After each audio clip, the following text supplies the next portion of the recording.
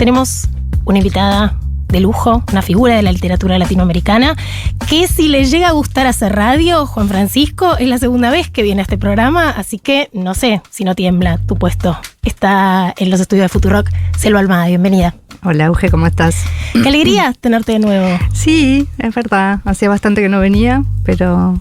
bueno, la otra vez fue en una terraza. En la terraza de Junta, hacía vos mucho inauguraste. Sí, inauguramos la terraza esa vez. Y acá es la primera vez que vengo al estudio. Bueno, bienvenida. Gracias. Vamos a estar hablando con Selva de su obra. Hace muy poquitito se estrenó en cines la adaptación cinematográfica de su primera novela publicada, El viento que arrasa. Y antes de dar por inicio, vamos a hacer lo que más importa en este programa, que es abrir un vermucito de la fuerza. Hoy tenemos el vermut rojo. A ver cómo me responde el corcho en la apertura. Tenue, pero efectivo. Selva, un Claro. vermucito, porque esto es radio verdad. Si algo nos importa en este programa es llenar estos vasos con el vermut de Les Amigues de la Fuerza que nos acompaña ya. Que es muy buen vermú, lo conozco desde hace un montón. El vermú es muy bueno, digo. Es muy bueno, Sí, once you sí. pop, you can't stop. Es como, sí, es de verdad. Consumimos lo que lo que chiveamos, sí, es así. Bueno, la mesa está servida. Esto es marcar como leído. Y otra de las amenazas que está sufriendo el mundo del libro en la actualidad tiene que ver con la reducción del presupuesto destinado al programa SUR. El programa SUR es un programa creado en 2009, sostenido por diferentes gobiernos, que básicamente se dedica a traducir literatura argentina a distintos idiomas. Y bueno, por ahora no tienen aprobado un presupuesto. Y es algo bastante preocupante porque tiene que ver con las políticas de lo que se dio en llamar extraducción, ¿no? Nosotros tenemos mucha política de traducir autores y autoras extranjeros al castellano, no hacia la inversa, y desde la existencia del programa SUR y también de lo que hace la Fundación TIPA, hay algunos Sí. actores involucrados en eso, hubo escritores y escritoras argentinos contemporáneos que sortearon esta frontera y que llegaron a tener traducciones. Vos fuiste parte del programa SUR, Selva, ¿no? Yo fui parte varias veces y de hecho ahora No es un río, que está traducido al inglés, también se hizo con el programa SUR. O sea, yo y un montón de autoras y autores contemporáneos que bueno, que gracias a que el programa ayudó a que circulen nuestros libros en otras lenguas, también tenemos una visibilidad fuera del país que no la podríamos haber tenido seguramente sin este apoyo. Bueno, cuando la Cámara Argentina del Libro se reunió con la nueva directora de Asuntos Culturales, Alejandra Pecorar, hace un mes y medio, la respuesta que recibieron los representantes de la industria editorial ante la pregunta por las políticas públicas de traducción fue la del meme, ¿no? No hay plata. En principio van a reducir al programa SUR a un 10%, lo cual impediría que Sí, todo... lo deja prácticamente desmantelado. Exactamente. Y bueno, hacer también conocer la existencia de este programa sostenido en el tiempo, además, que además había parecido zanjar la grieta porque distintos Sí, se mantuvo durante el macrismo. Exactamente. Es verdad, sí. Y era un ámbito, bueno, de ventas de derechos de autor, también como campo de acción relevante, no solo desde el punto de vista cultural, sino también económico, eso que le importa tanto a esta gestión, ¿no? Intervenir creativa y constructivamente en la práctica de venta de derechos de autores argentinos también da dividendos dentro de las industrias culturales. Claro, por ahí las lectoras, los lectores, la gente no lo sabe, pero cuando nuestros libros se traducen, esas editoriales compran los derechos y a quienes escribimos, que no es que nadamos en dinero, nos vienen muy bien esas rupias, como diría la ISECA, que llegan gracias a las traducciones. Bueno, eso me da el pie para preguntarte por el recorrido de tu última novela, No es un río, que está nominada al prestigiosísimo Premio Booker. Sí, y justo esa novela que está nominada al Booker Prize, bueno, que es como dijiste, es un premio muy, muy prestigioso en lengua inglesa, se hizo gracias a este programa. Lo publicó una editorial preciosa que se llama Charco Press, que es de una argentina que vive... Carolina Orloff, le mandamos un beso. Que vive en Escocia hace muchísimos años y bueno, allí fundó esta editorial que tiene un catálogo impecable de autoras y autores latinoamericanos contemporáneos. Entre ellos muchos argentinos y otras compañeras argentinas, amigas como Gaby Cabezón y Claudia Piñeiro, que también fueron finalistas del Booker Prize en estos últimos años. Gracias a que fueron conocidas sus obras por estar traducidas al inglés y por estar traducidas por este apoyo también del programa Sur del que estábamos hablando. Así que se ve todo el círculo virtuoso. Sí, absolutamente. Que está absolutamente amenazado. ¿Cuándo se sabe el resultado del Booker? Bueno, el Booker, viste, tiene como tres instancias en realidad. Acá tiene la lista larga, que es donde estoy yo ahora, que somos 13 finalistas, y después el 9 de abril se anuncia la lista corta, de allí quedaremos. Yo ya me incluyo por las dudas. Yo ya te incluyo, yo soy Team Selva. Claro, yo ya me incluyo para esto que dicen, viste, que hay que atraer, hay que creérsela para que las cosas sucedan. 6 finalistas y después el 21 de mayo creo que se anuncia al ganador, la ganadora. Y no obstante, ya estar en esta lista te da una visibilidad a nivel mundial, ¿podemos decir? Sí. De hecho, estuve hablando hace unos días con mi agente, que me dice, me estás dando un montón de trabajo porque empezaron a caer ofertas de repente de lenguas o países a los que no llegan tan fácilmente nuestros libros en castellano como para que se compren los derechos. ¿Cómo qué? Por ejemplo, Arabia Saudita, ¿no? Claro, loquísimo. Y bueno, así que está ahí laburando un montón porque le llegaron muchas ofertas y evaluando a ver cuáles son las mejores editoriales, en cuál conviene editar. Pero eso es un premio que ya desde el comienzo, ya desde esa lista larga, da una visibilidad y una proyección enorme para los libros que escribimos. ¿Y cuáles son las condiciones de recepción en lugares tan diferentes culturales? Porque vos cerraste, hay gente que lo llama la trilogía de los varones. Yo te iba a preguntar si estás de acuerdo con esa asociación de, estemos hablando de El viento que arrasa, de Ladrilleros y de No es un río, las 3 novelas de Selva. Sí, es de esas cosas que... Porque en realidad yo empecé a llamar así a estas 3 novelas cuando estaba escribiendo la última, No es un río. Dije, bueno, esta es mi trilogía de varones. Lo empecé a llamar así un poco de entrecasa, después quedó cuando se editó el libro. Y después me quiero matar, porque digo... Bueno, yo no estoy de acuerdo. Yo no estoy de acuerdo con la autora. Quiero decir que esa categoría... Porque El viento que arrasa no es tan de varones. No, por hay eso. Una protagonista muy... Sí, después pero viste, son estas cosas que empezás a decir como un poco así, de entrecasa, justamente. Y después es como que todo terminamos hablando siempre de lo mismo. Digo, no, pero yo quiero hablar de cómo escribir la novela, de otras cosas que tiene la novela que no tienen que ver con el tema, que aparte me molesta bastante hablar de los temas en las novelas. Y bueno, y fui como, caí en mi propia trampa. ¿Y qué te divierte más? ¿Hablar del estilo, de la búsqueda del estilo, de la voz literaria? Yo considero que la trama de una novela puede ser absolutamente intrascendente para hablar de un libro. Por eso acá leemos finales de novelas, sí, por ejemplo. Qué sé yo, creo que quienes leemos mucho y que nos gusta mucho la lectura, no nos interesa tanto qué es lo que nos están contando, sino cómo nos lo cuentan, cómo está construido ese libro, cómo está construido, los personajes, los diálogos, un montón de elementos de la novela que no son solamente la trama. O sea, la trama, bueno, es la anécdota, pero después hay un montón de otras cosas. Y a mí como escritora lo que más me divierte es todo lo otro. Digo, ¿cómo cuento esto? Que puede ser una historia, como vos decís, muy, muy simple o muy banal o muy intrascendente, pero bueno, ¿cómo lo cuento? ¿Cómo escribo esto? Que por alguna cosa a mí me llamó la atención y por eso estoy queriendo escribirlo. Y bueno, y en No es un río yo sé que hice un trabajo muy, muy profundo en encontrar una voz, en encontrar cómo se iba a contar eso, en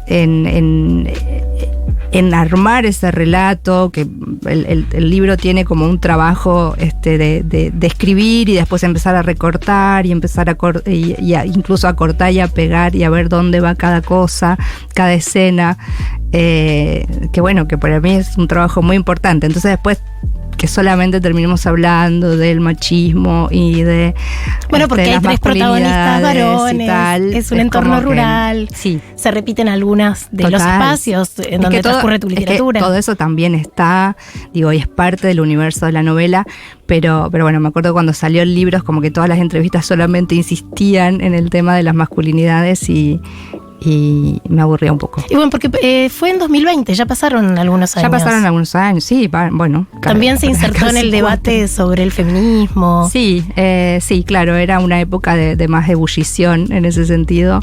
Y bueno, y es verdad que la novela propone un universo fuertemente marcado por los mandatos, por lo patriarcal, por la violencia masculina, pero bueno, además tiene otras cosas.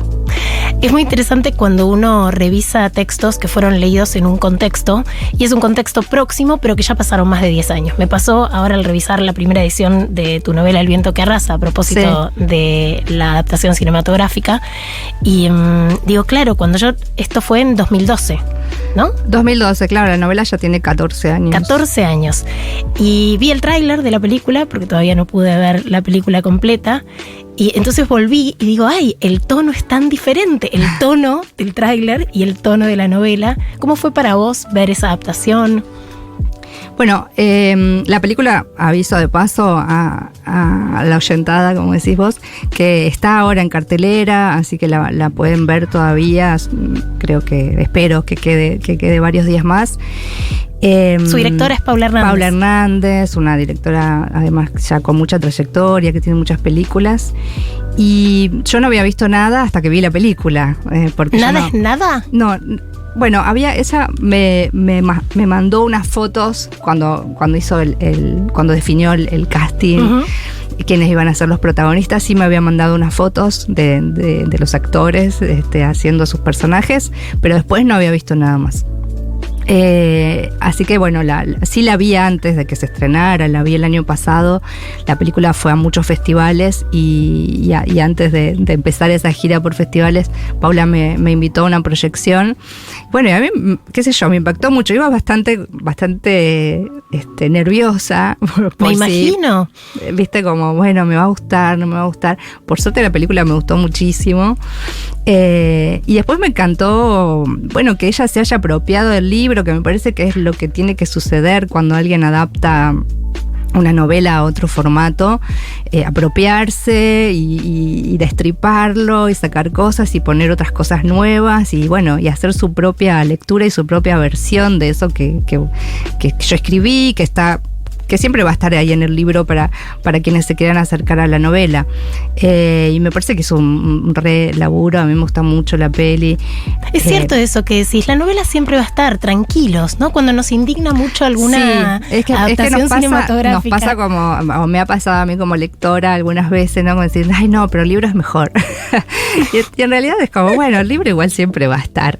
Digo, después te puede gustar más o menos la película, o te puede encantar la película si no leíste el libro, y cuando te acercás al libro no te gusta el libro. Digo, también puede ser a la inversa. Puede ser a la inversa. Es que son dos lenguajes tan diferentes, y en el proceso de producción, en la escritura, a lo sumo tenés un editor entre tu mano, sí, tu hacer, tu cabeza y el producto final. Hay casi muy poca mediación. En una película hay sonido, montaje, iluminación, diseño, dirección. Sí, un montón de gente, incluso mientras estás escribiendo el guión, opinando, ¿no? Porque es que, viste, sobre todo el cine argentino, que para que también la gente sepa, no se hace solamente con la plata del Inca. Con la suya, con la nuestra. Muchísima más plata para hacer una película que el apoyo del Inca, que por supuesto es muy importante para arrancar los proyectos, pero después digo, si no hay inversiones privadas, es muy, muy, muy difícil hacer una película solo con la plata del Inca.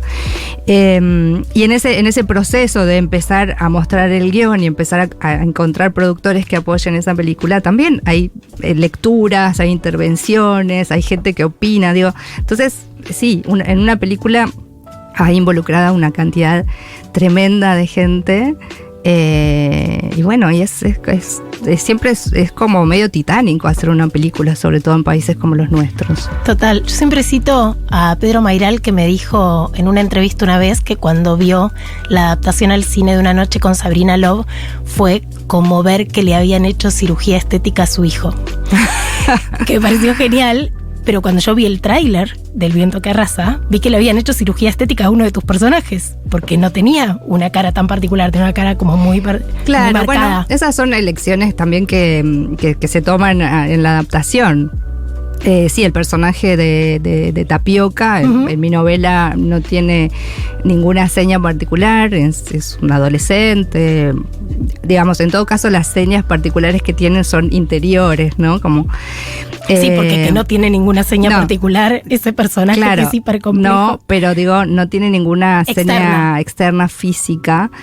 Y bueno, y sí, en la película es interpretada por un actor que además está muy muy bien en el papel. Excelente, lo pongo que vi. Pero bueno, sí tiene un tema en la cara. Y también son esas cosas que, qué sé yo, que en una novela, anoche estuvimos en una charla con Paula en la Universidad de Cine y hablamos un poco de estas cosas con los estudiantes y las estudiantes. Y yo decía, claro, en una novela vos te podés tomar todo el tiempo del mundo para contar ciertas cosas, para narrar el interior de un personaje, para que el lector, la lectora logre captar qué es lo que vos, quién es ese personaje. En cambio, en el cine todo tiene que ser como más, es más inmediato, ¿no? Tenés menos tiempo. Entonces hay un montón de cosas que, bueno, se resuelven de otra manera. De todos modos, a mí me gustó mucho verlo a Joaquín Acebo, que es el actor, en el papel, está muy bien. Y bueno, es uno de los tantos cambios que tiene la película con respecto al libro. Me da mucha intriga, la voy a ir a ver esta semana. ¿Sabés dónde se puede ir a ver? ¿En el Gomón seguro? Porque sí, vi que estaban los afiches. Está en el Gomón, está bueno que vayan al Gomón. Mientras siga existiendo el Gomón. Mientras siga existiendo y para apoyar ese cine que también tanta felicidad nos ha dado. Y después está en otras salas, está, qué sé yo, en Cinemark Palermo, en el de Abasto, que está acá cerca. Está en varias salas. Y también en algunos lugares del resto de la Argentina. Del resto de Argentina, está en Mendoza, está en Rosario, en Santa Fe, Paraná, así que aprovechen. Una más del Viento que arrasa, porque la figura de los reverendos evangelistas que misionan por los campos argentinos, yo recuerdo que cuando la leí, cuando salió la novela, dije, esto es más parecido a el Estados Unidos profundo que a lo que pasa en mi país. Vos fuiste como bastante reveladora desde la ficción de una realidad que sucedía en Argentina y que yo desconocía. Y ahora primero tiene mucho más fuerza y más poder, y más representación en las ficciones. Pienso, no sé, en El Reino, la serie de Enrique Piñeiro y de Claudia Piñeiro. ¿Cómo fue hoy volver a ver ese material desde esta otra coyuntura en donde han ganado este poder, sobre todo las iglesias evangélicas? Bueno, claro, es raro porque justamente mi pastor de la novela y también el pastor de la película son pastores que no son el cliché del pastor, no son el pastor que tiene poder, no son el pastor que engaña a la gente para quedarse con su dinero, sino que son personajes absolutamente creyentes de lo que predican, que tienen una profunda fe en Dios y en cambiar las cosas a través de la palabra de Dios. Pero sí es verdad que cuando yo escribí la novela, por eso un poco cuando salió la novela me decían, ay, vos que te documentaste, sos evangelista, fuiste acá, fuiste allá, y yo decía, no, en realidad, o sea, mi pastor Pearson le debe también a la literatura, o sea, a Faulkner, a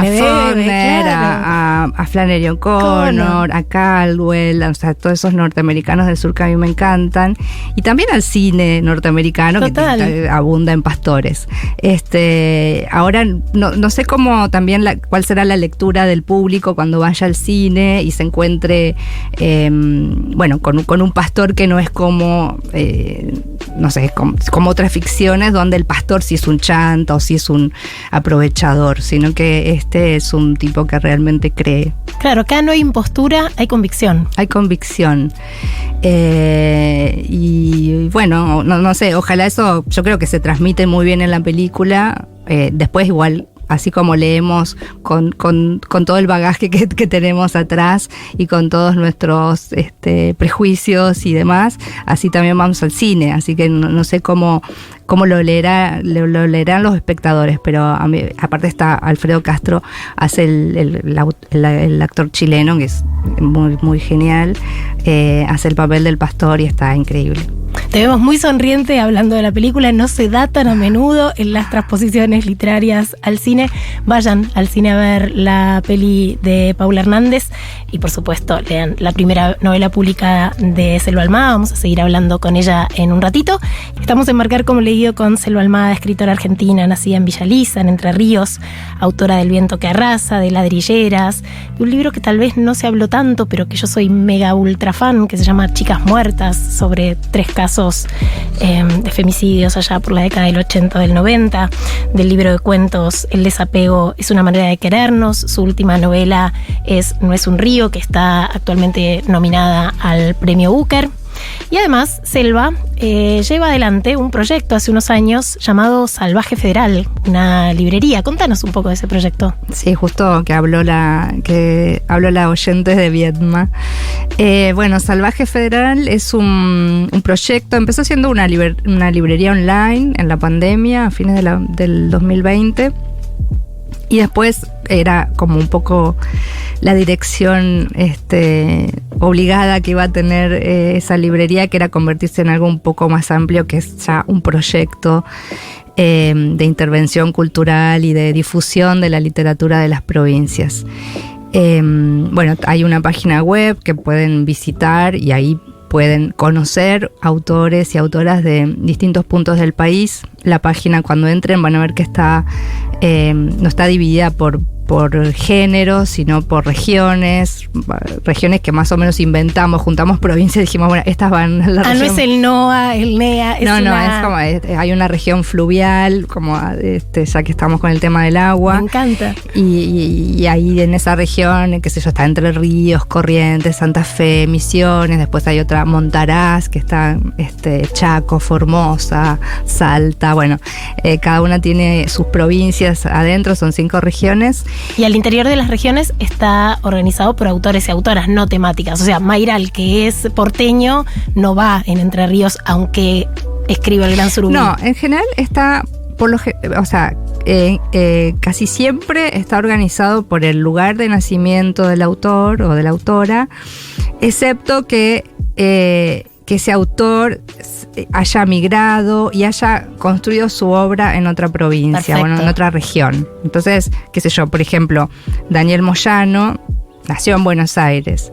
Pero no es porteño. Claro, pero no es porteño. No, primero, claro. No tiene nada de porteño. Y después, buena parte de su obra la hizo viviendo en La Rioja. Entonces a Moyano lo vamos a encontrar en La Rioja, aunque haya nacido en Buenos Aires. Graciela Cros, una gran poeta del sur, ya que estamos ahí con Viedma. Es de la provincia de Buenos Aires, creo que de Carlos Casares, pero pertenece a esta oleada de del incilio, ¿no? La gente que se exilió durante la dictadura, de claro, en vez de exiliarse al exterior del país, se replegó hacia las provincias. En la Patagonia hay mucha gente que vive ahí desde la época de la dictadura, cuando se incilió. Entonces, bueno, a Graciela la vamos a encontrar en la Patagonia. Me encanta porque es como espiar un poco, además del criterio de curaduría de una librería, es como espiar la biblioteca de cada uno. Sí. Sé que hay criterios arbitrarios para juntar autores. Esto es completamente arbitrario. Es hermoso. Pero también nos parecía que buena parte del catálogo son autores, libros que no son demasiado conocidos. Entonces, como una manera un poco más piola para los lectores que se quisieran acercar a la librería, era organizarlo así, como por región, y cada región tiene su provincia y podés meterte ahí.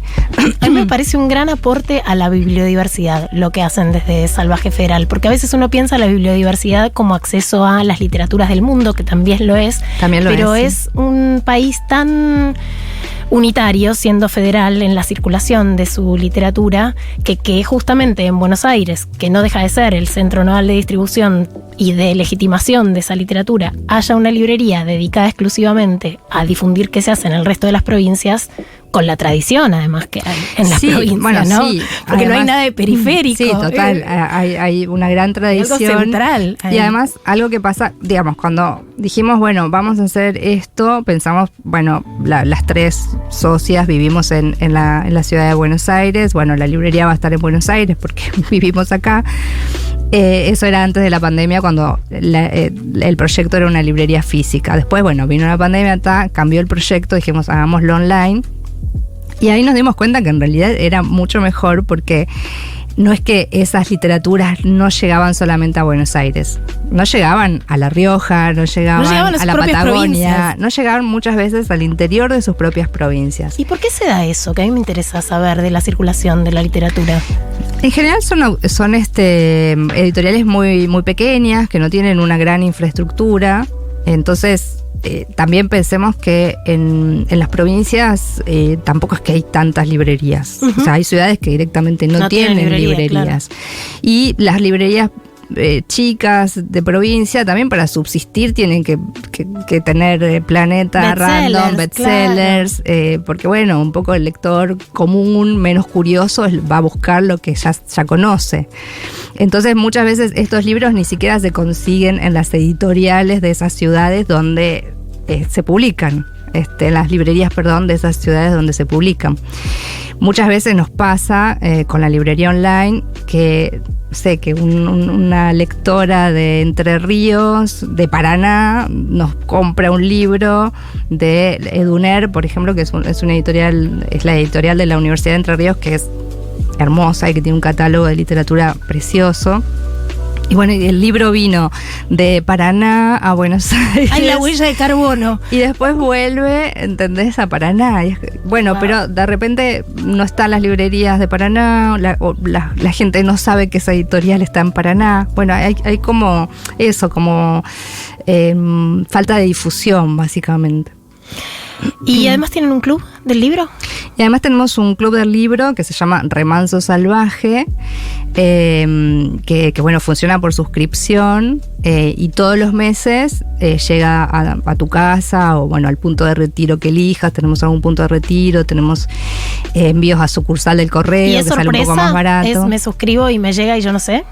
No, en realidad unos días o una semana antes más o menos avisamos en las redes cuál va a ser el libro, y llega un libro y otra publicación no convencional, ¿no? Un fanzine, una plaqueta de poesía, bueno, cositas como más artesanales. Me han llegado esas plaquetitas artesanales, sí, como también para que los lectores, las lectoras puedan conocer esa literatura emergente que se está haciendo, que todavía no llega al formato, digamos, un poco más clásico del libro, sino que circula en estos formatos más precarios, si querés, pero algunos preciosos también, porque tienen mucho trabajo, mucha dedicación, mucho talento. Así que siempre la idea es mandar el libro, que puede ser una novela, qué sé yo, poesía, depende, y estos otros libritos que andan dando vueltas por ahí. Bueno, vamos a decir la dirección. Esto se llama Recomendando la Competencia, porque Salvaje Federal acá, está enfrente de Edición y Futurock, y de la librería bar de Futurock queda en Humahuaca 4007, y se pueden meter ahí en Salvaje Sí, además Federal. Pueden ver la página o venir a visitarnos y hablar con Selva, que anda dando vueltas por ahí. Sí, yo suelo estar, así que también les recomiendo libros si vienen. Y Selva, aprovechando que sos amiga de la casa, dame una primicia, contame, ¿qué estás escribiendo? Bueno, estoy con una cosa muy incipiente de novela, pero que está ahí que todavía no le encuentro por dónde. ¿Por dónde arrancaste? No, arranqué, en realidad ya es como la segunda vez que arranco. Había arrancado no me terminó de convencer y además lo perdí, porque se me rompió la compu y no lo había... ¿Lo perdí es literal? Lo perdí es literal. No. Yo todavía pierdo cosas. A esta altura no. Por no ponerlas en la nube, etcétera. Entonces, en general yo escribo y me lo mando al mail, algo. No había hecho nada. Ni Drive, ni mail, nada. Y se me rompió la compu, así que lo perdí. Después, igual, no me preocupó mucho porque no es que no había encontrado todavía cómo contar eso. Y ahora empecé de nuevo a tratar de contarlo. Está apareciendo, pero bueno, muy así, muy en dosis homeopáticas. Pero bueno, cada vez tengo más ganas de escribir. Entonces, eso quiere decir que... ¿Qué querés contar? ¿Qué es la primera imagen que se te apareció a la hora de volver a abrir ese Word? Sí, en realidad es una casa que está deshabitada desde hace muchos años. No sabemos qué pasó con la familia que vivía ahí. O sea, la encontramos a la casa 10 años después, más o menos, deshabitada o habitada por el entorno. Es una casa en el campo. Y entonces, bueno, qué sé yo, de repente ya están las plantas metidas, las enredaderas. La familia tenía muchos perros, esos perros se fueron, después vuelve una de las perras vuelve preñada, tiene sus hijos ahí. Bueno, como hay una cosa medio animal que va un poco llenando esa casa de vida de nuevo. Y bueno, esa es como por ahí empieza. Después, cómo la naturaleza avanza sobre la casa y cómo la casa empieza también a ser parte, aunque no sea algo de la naturaleza, pero empieza a ser parte de ese paisaje y de ese entorno. Qué alegría tenerte una vez más en Marcar como Leído. Selva, es siempre un placer conversar contigo. Ya venimos.